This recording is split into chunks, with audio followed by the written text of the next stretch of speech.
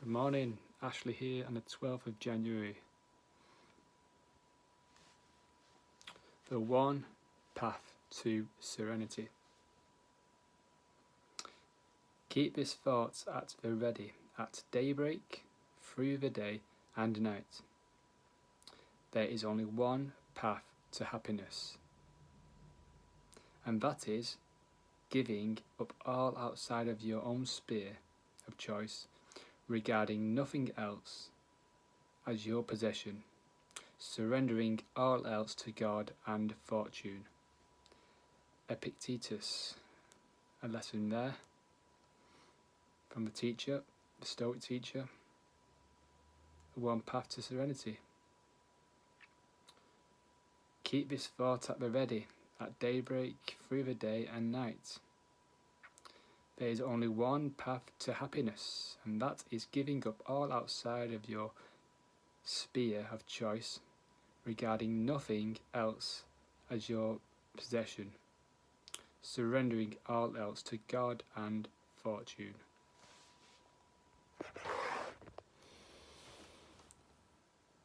And yet in the book, The Daily Stoic, they encourage us to, when we wake up, consider what we control and what we don't control throughout the day, before lunch.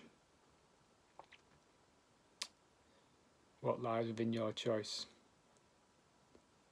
throughout the day. And at night, surrendering. When we go to bed, when we lie in our bed, surrendering to it. And we do that sort of unconsciously. We just surrender. We go to sleep in faith that we'll wake up in the morning. So when we go to bed, we have an inbuilt faith that we'll wake up, and we've surrendered to it. So yes, let's surrender to fate and fortune. And yeah, first you've got to realise, you've got to recognise what you control and what you don't control. Let me know what you think you control and what you don't control. Do you control your job, your relationships, the news, politicians, opinions of other people, bank accounts? Do you control how, if you're maybe struggling with gambling, do you believe you control what the operators say or do to attempt to manipulate problem gamblers? Or do you just control your own power of choice? And that could be your path, that could be the one path for you for happiness. And as we grow up in a material world, like I have, and you reach your mid-30s, you're so primed and conditioned, hardwired,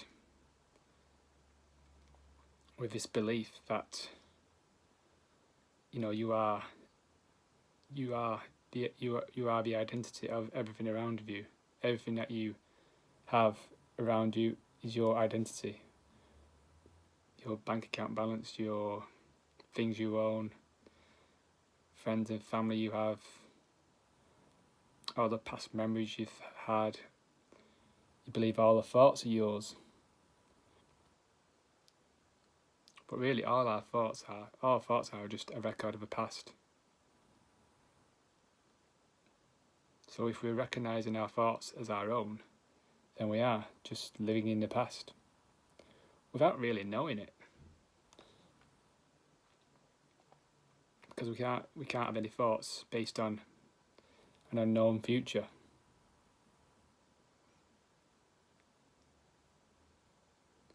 So yeah, you don't own your body. You don't own your body. You don't own anything outside of you. You don't. So if we agree that we don't own these things, how can we control them? And no one can take the power of choice you have away from you. You will always have the power of your own choice. Politicians can't take it away, police, whatever, relationships, your co-workers.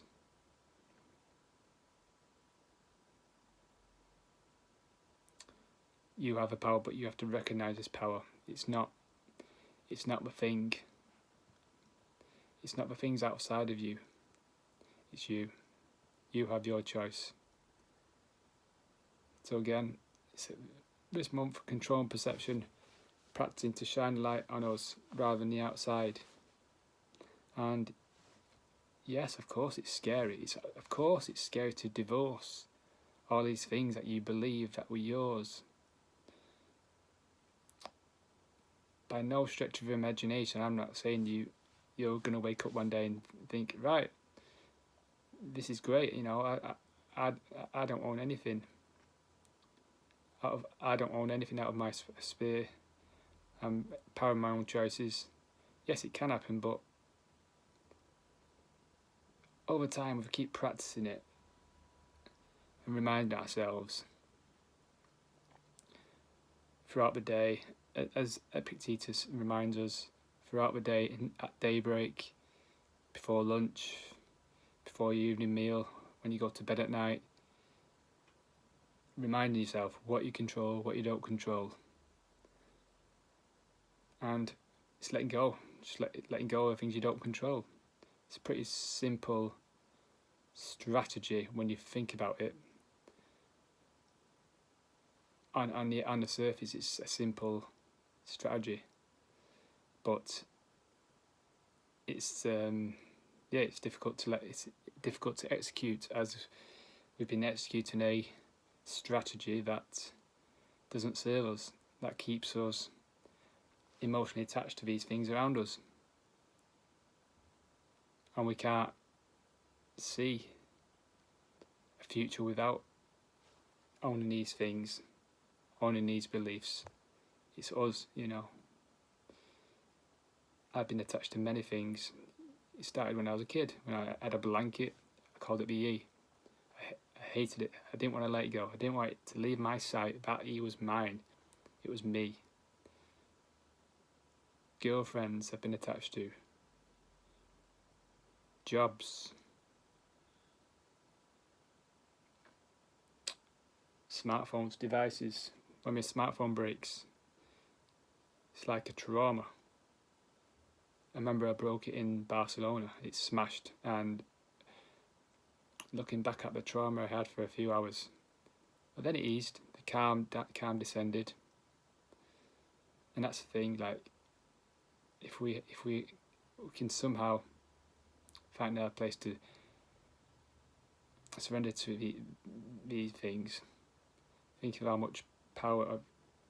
Think of how much ahead of the game you'll be of everyone else who are attached to everything, and think of how you can sort of show them it can be done. It can be done. But if you're consuming social media, news,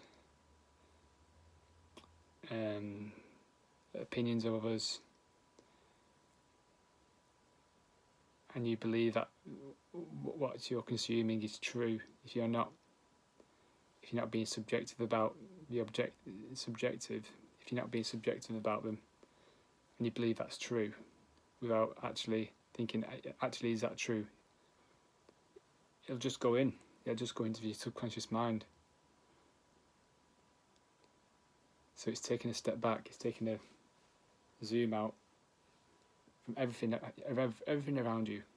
Is that true? Do I believe that's true? Is that my reason? And yes, it's an effort. At first, it's an effort to be subjective about things,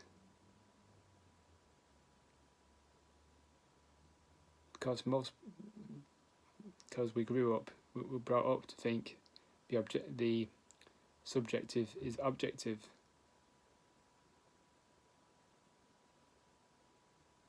We believe that opinions are facts. We've brought to believe that what people tell us are true. It's objective, but it's subjective. Every view is subjective. Every opinion, everything that you see around you is subjective.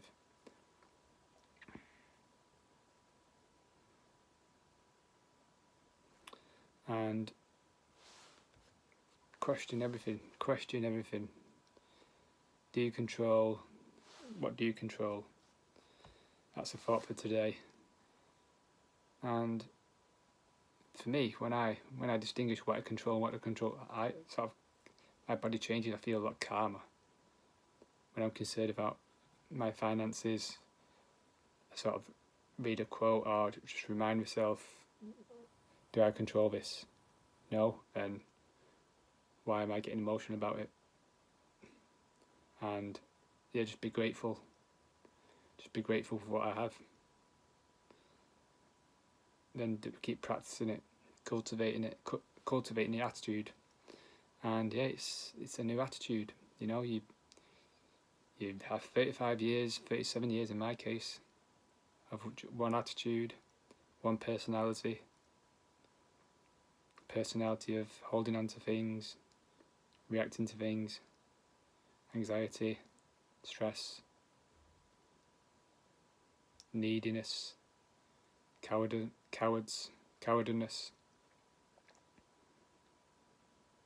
and you don't believe that you can change.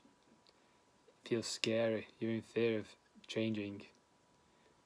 You think, oh, you don't want to kill the old story. You want to keep that story going. So it's listening to here rather than your body. Because if you are taking your thoughts as you, then because your body is the way it works, your body is ruling you, because your body, you're being ruled by your body. You're not being ruled by your soul.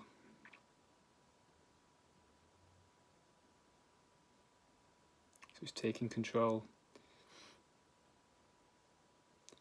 And that's what I want to say today. And yeah, I'll practice that today. Keep reminding myself what I control, what I don't control, because that is the only path to happiness. Vulnerable, hey? Uploading now. Thanks for watching.